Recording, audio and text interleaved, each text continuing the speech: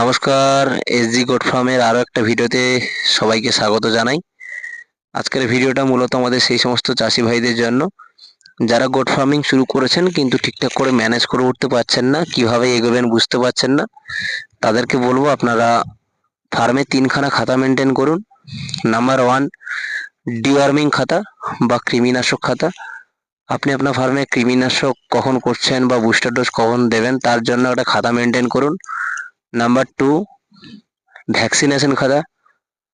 আপনার ফার্মের কাদের কখন টিকা দিচ্ছেন, প্রতিষেধক টিকা, পরে বুস্টার ডোজ কবে দিচ্ছেন, সব কিছু মেনটেন করার জন্য আপনি ভ্যাকসিনেশন খাতা করুন। নাম্বার থ্রি, ব্রিডিং খাতা।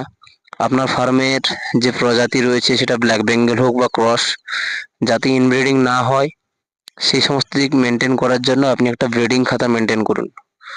দেখবেন আপনার ফার্মটা খুব সুন্দরভাবে চলছে। তো আশা করছি ভিডিওটা ভালো লাগলো।